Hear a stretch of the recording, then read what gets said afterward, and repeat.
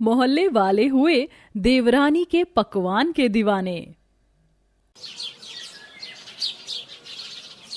अरे नहीं, आज की दाल में तो मैं हींग का तड़का लगाना भूल ही गई।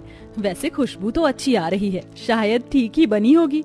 श्रुति रसोई में खड़ी हुई खाना बना रही थी, वहीं पूरा मोहल्ला उसके खाने की खुशबू से महक रहा था।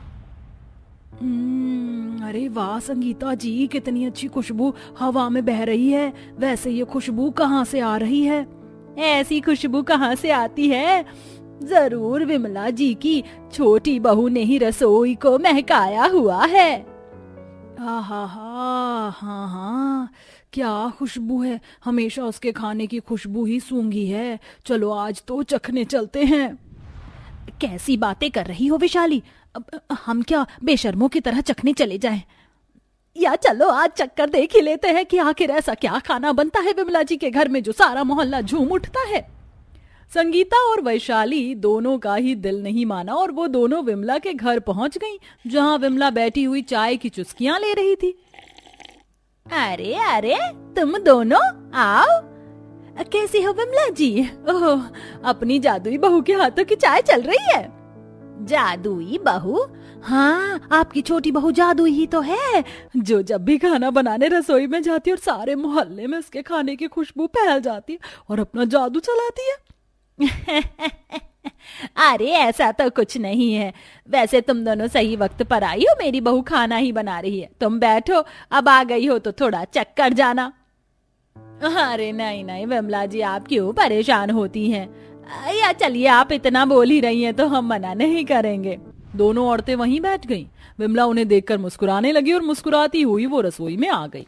विमला जानती थी कि वो दोनों उसके यहाँ का खाना खाने ही आई थीं, क्योंकि ऐसा पहली बार नहीं हुआ था जब कोई मोहल्ले वाला उसके घर खाने के समय पहुंचा हो। विमला ने उन दोनों के आगे भी अपनी बहू का बनाया हुआ खाना रख दिया।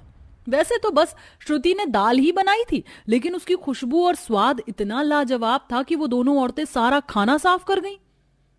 कैसा लगा मेरी बहू के हाथ का खाना? बहुत लाजवाब विमला जी, ऐसा बड़े बड़े रेस्टोरेंट से भी अच्छा खाना आपके यहाँ रोज खाया जाता है। वाह वाह वाह, कहाँ है आपकी बहू? रसोई में है, मैं बुलाती हूँ। श्रुति, ओ श्रुति। सास के बुलाने पर श्रुति आ गई। नमस्ते जी माँ जी, बोलिए। ये इतना स्वादिष्ट खाना तूने बनाया था बहू, नजर ना लगे, ये ले। मेरी तरफ से भी। संगीता और वैशाली ने अपनी खुशी से श्रुति को पैसे दिए और वो वहां से चली गईं। विमला भी अपनी बहू की तारीफें करने लगी, क्योंकि जब भी कोई खाने की खुशबू से उनके घर आता था तो विमला का सर ऊंचा हो जाता था। मैं बहुत खुश हूँ श्रुति बहू, जो बहू के रूप में तू मेरे हिस्से आई बच्चे। अगर इतनी ही खुशी है तो देवरानी जी को किसी शोकेस में सजा कर रख दो माँ जी। और मोहल्ले वाले क्या रोजाना आकर खाने में चुग्गे मारते हैं? एक ही बार सारे मोहल्ले को दावत पर बुला लो और चहेती बहू से सभी के लिए खाना बनवा देना। स्वर्णा ऐसे बोलकर गुस्से में अपने कमरे में आ गई। स्वर्णा विमला की बड़ी बहू थी, जो अपनी देवरानी की तारीफ से जलती थी। विमला और श्रुति उसे बस कंफ्यूज होकर देखती रह गई। स्वर्णा बहुत गुस्से में थी, वो कमरे में आकर भी बड़बड़ाने लगी। ये क्या बात हुई? इस घर की बड़ी बहू तो मैं हूं, लेकिन मोहल्ले की औरतों ने कभी मुझे तो कुछ नहीं दिया।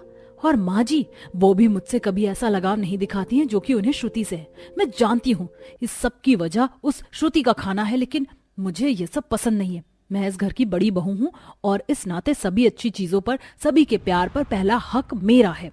बस अब बहुत हुआ। देवरानी जी, तुम्हारा यह नाटक, अब से मैं तुम्हें खाना ही नहीं बनाने दूंगी। श्रुति का खाना ही उसकी सबसे बड़ी ताकत था, जिसको ही दबाने का उसकी जेठानी ने ठान लिया। बस फिर क्या था, उस दिन से देवरानी जेठानी के बीच की एक नफरत शुरू हो गई, जिसके बारे में श्रुति को पता भी नहीं था। स्वर्णा को जो भी बोलना था उसने अपने कमरे में खुद से बोल लिया था। ऐसे ही शाम हो गई थी और श्रुति बस शाम का खाना बनाने ही जा रही थी कि तभी उसे स्वर्णा ने रोक लिया। रुक जाओ श्रुति, आज शाम का खाना मैं बनाऊंगी। ठीक है भाभी, लेकिन आज माँ जी ने खास मुझे कढ़ी बनाने को बोला था। तो क्या? तो मैं बना लूंगी, मैंने बोला ना। वैसे भी कभी भी अपने ऊपर इतना घमंड नहीं करना चाहिए कि तुम सामने वाले को कूड़ा ही आंक दो, समझ आया? मैं भी अच्छा खाना बना सकती हूँ। स्वर्णा ने श्रुति को आज ना खाना बनाने देने की ठान ही ली थी। बस फिर क्या था, स्वर्णा ने खाना बनाया और श्रुति ने बाकी के काम कर दिए। आज के खाने में वो बात नहीं थी जो हमेशा होती थी। मोहल्ले में भी आज बातें हो रही थी। इस वक्त तो विमला जी के घर से बड़ी अच्छी खुशबू उड़ती थी, आज क्या हुआ? क्या पता। मोहल्ले वाले भी ये समझ गए थे कि आज श्रुति खाना नहीं बना रही है। स्वर्णा ने ही आज सारा खाना बनाया और घर वालों को खिलाया। अब से रोजाना यही होता था। स्वर्णा ही खाना बनाने लगी थी और श्रुति अगर खाना बनाने को बोलती तो वो मना कर देती थी या फिर वो बाहर से खाना मंगवा देती थी। ऐसे ही सिलसिला जारी था और एक रोज स्वर्णा बाजार आई हुई थी। आज तो बड़े दिनों बाद मौका लगा घर से बाहर आने का। अब जल्दी से अपनी सारी जरूरी चीजें ले लेती हूँ। स्वर्णा ऐसे बोलकर एक गोदाम पर पहुंची। सुनो, मैंने तुम्हें कुछ लाने को बोला था, लाए या नहीं?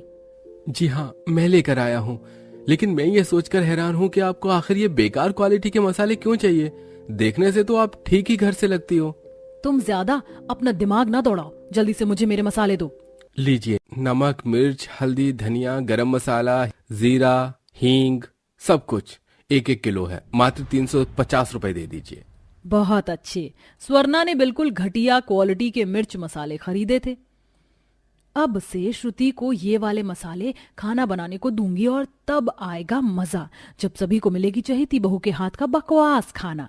वैसे भी मैं कब तक उसे रसोई में जाने से रोकूंगी? एक दिन तो वो चली ही जाएगी, तो बस अब ये मसाले ही मेरी ताकत है। स्वर्णा वो सभी मसाले लेकर अपने घर आ गई। घर आकर उसने देखा कि उसकी सास और देवरानी सजावट में लगी हुई है। अरे माँ जी, किस चीज की तैयारी हो रही है? अरे बहू, अच्छा हुआ जो तू आ गई। वो अचानक ही ना आज मेरा मन किया दुर्गा पूजत का, तो बस मैंने पूजा रख ली। तू वैसे क्या लेकर आ रही है? माँ जी, मिर्च मसाले हैं, वो बस राशन निपट ही रहा था ना, तो मैं ले आई।